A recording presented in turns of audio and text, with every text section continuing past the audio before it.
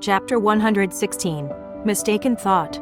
The vacation house leased to Riel was Akio Hinode's property. Akio wanted to use it to house his team and himself during their stay for the construction of a hotel they were hired to build. It could be a stroke of luck if only Akio knew who the lessee was. Dwayne was conflicted about a situation, the arrival of his CEO and the plan to move Mrs. Han out of the house she currently renting. Dwayne was perspiring and stammering, The CEO is arriving to Honolulu and will stay here for quite some time. He looked down and sheepishly, then continued. He needed his house to stay with his family. And a hotel idea is out of his plan, since he owned a house here. Riel continued. The CEO owned this house. So you wanted me to move out that quick? Am I correct feeling shocked? I'm sorry, ma'am, but I found a good one for you to move in. If you would like to see it for yourself. Riel stared at Dwayne blankly, then shifted her eyes around the house. I am already used to this house, and so is my son. But you need to show something better, or else. I am not moving. Riel was adamant. Dwayne felt he was in hot waters, because the house he leased out to Riel was Akio Hinode's house, and Riel would not budge if Dwayne failed to give her a better option. I am sure you would like this one, ma'am. It is closer to the seashore, and the house is impeccable and fully furnished. You will have friendly neighbors too, and you can let your son play with other kids. As Riel contemplated on Dwayne's house description, she eventually agreed to look. Upon arriving at the site, she was amazed by its stunning beauty. Palm and coconut trees surrounded the property, with a grassy landscape and vibrant flowers. The entrance to the house featured 4 stone steps, a porch with a long wooden bench on the right, a single swing on the left, and hanging flowers. Once inside, Dwayne unlocked the heavy narrow door, revealing a spacious living area with tempered glass sliding doors connected to the dining and kitchen areas.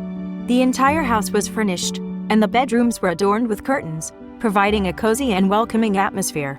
As she looked out, she could see the lush greenery and feel the cool breeze, with a hint of rain in the air. Sturdy fences enclosed the backyard, and 2 boat paddles were propped up by the gate leading to the pier, where a boat was anchored below the dock. Hyung-sik was thrilled with their new location. Hyung-sik got excited by what he saw. Do you like here, baby? Hyung-sik was jumping joyfully, so Riel agreed to move out. How about the payment of this house, Dwayne? Is it the same as the first one? Riel was anxious. The CEO suggested no additional fees to be charged, and everything remained the same. Every payment made will be carried over to this house, ma'am. Dwayne brought them back to the former, and Riel hurriedly packed their things with excitement. She removed all her groceries from the cupboard, as well as the other food and fruits from the fridge. Then off they go. It seemed a new beginning for Riel, as she relished the house's exquisite view. She found it more interesting, since they didn't have to walk a mile to go to the beach, since from her backyard was the shore where Hyung-sik and she could spend time together playing on the sand and take a plunge for a swim. She felt good that Hyunaki had been patient in training her to swim, and she was no longer afraid of drowning. Meanwhile, Akio Hinode's team arrived to Honolulu in the evening. Akio Hinode's Land Rover, as well as the other vehicles for his entourage, was there to meet them. They were accompanied by Dwayne. Hello, Sir Akio. I'm Dwayne Bennett, assigned to accompany you to your home. Then, they shook hands.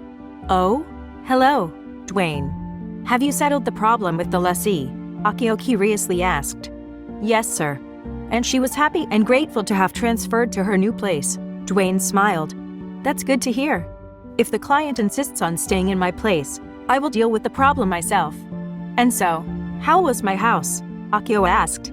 The woman cared for your house well, sir, despite having a 1-year-old son. She was neat and orderly, and handled every furniture and appliance carefully, Dwayne said assuringly. That's nice to hear. Then turning to his team, Akio announced, since we already had our meal on the plane, we could all rest until tomorrow, for we would be jet-lagged. Then he talked to Dwayne. Have the chauffeur pick us up tomorrow at 10 in the morning. For my meeting with the hotelier businessman. Dwayne nodded, and gave a courteous bow before leaving. The following morning, Riel was preparing their meal, while Hyung-sik played in the backyard. He was running around when he recalled his ball. He searched around the place, leaving every corner unturned, looking for his ball. And when he could not find it, he started to cry, startling Riel. Riel ran to Hyung-sik nervously, thinking he might have hurt himself. What's the matter, Hyung? I thought you hurt yourself. You're making me nervous, she said worriedly. Mommy, I could not find my ball. Papa gave that to me. I want my ball. Riel was frantic. Then she remembered her son didn't play with his ball since their move here, and was centered on playing on the beach. Oh, my son. Could we have left it in the former house? She thought. Hyung-sik looked at his mother, then bawled. I want my ball, Mommy, he cried.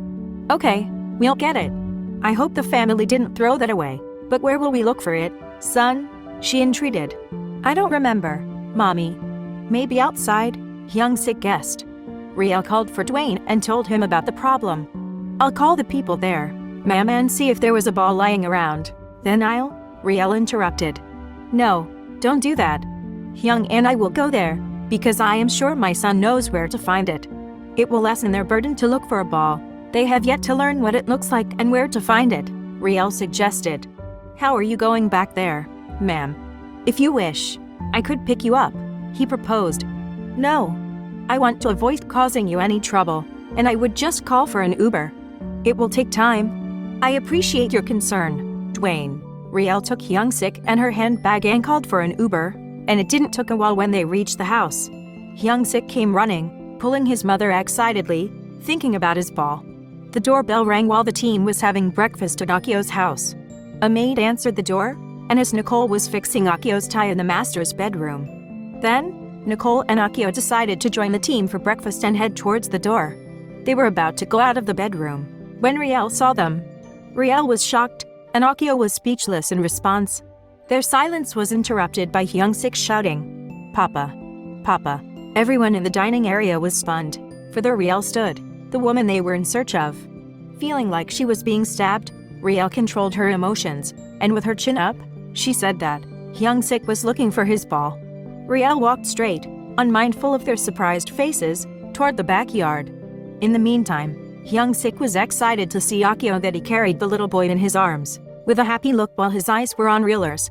After a while, Riel found the ball lying around a big rock in the backyard, clutched it in her arm, and went to get Hyung-sik. Akio, with a confused look, wanted to stop Riel. Does it mean you leased this house? Riel stared at him blankly. I didn't know you were the owner. If only Dwayne had first told me, I wouldn't have rented this place. She pulled Hyung-sik and was about to leave, when Akio grabbed her arm. Riel, let us talk, please, he pleaded. What is there to talk about? You already said your piece. Do you remember? I wish you luck. Goodbye. Sayonara. Isn't that enough? Riel turned quickly away with her son by her hand. Akio followed suit, calling for Riel, but it was as if they were on a deadening end. Riel and Hyung-sik went straight to the cab, unmindful of Hyung-sik's cries, shouting, Papa, Papa. The team stared at each other, ill-fated and helpless at Akio's situation. Akio stood with his hands by the door as if pushing it. But within, he was crying, his heart seeming to explode, because of his indescribable hurt. After a few more minutes, he composed himself, though sniffling, and told his team they were leaving. Akio was quiet until they reached the office, and when they came inside, the first person Akio looked for was Dwayne. With his fist clenched on Dwayne's table, Akio pulled his collar and said, Why didn't you mention Riel Han's name to me, Twin? I should have known. I should have prevented her from moving out, if you only mentioned her name to me. Dwayne was shocked. Dwayne begins to stammer. Sir, was that important? You never even asked? Is there a problem, sir? Becoming conscious of his drastic action, Akio released Dwayne's collar, fixed it, and apologized. I'm sorry. Pardon my troubled mind. It was a spur of the moment. It was my mistake, not yours. I'm sorry. Akio walked away and went to his office to calm himself. Then Nicole appeared and reminded him that their client had arrived. In quiet mood, Akio met everyone in the conference room to discuss the plan. When the hotelier asked for the period the hotel would be finished, Akio, his eyes glued on the blueprint, was silent, seemingly out of his mind. His mind seemed to travel into the deep void. His thoughts about Riel suddenly distracted his mindset, and he became speechless. Jason butted in and said, It will take us 4 years the most to finish the hotel, sir. Well then, after all these discussions and the plans you presented, especially the exterior and interior designs, I am happy. Let's begin the groundbreaking tomorrow. Is that possible, Mr. Hinode? Akio nodded and extended their hands for a handshake, and all along, Akio couldn't put Riel off his mind. Akio went straight to his office after the meeting and locked himself in. letting everyone know he doesn't want to be disturbed. At that exact moment, Nicole went to Dwayne's table. "Dwayne, can I have Riel's number? I have something urgent to tell her. She was my friend too." So Dwayne unmindfully gave Riel's number to Nicole. Can Akio and Riel settle their chaotic misunderstanding?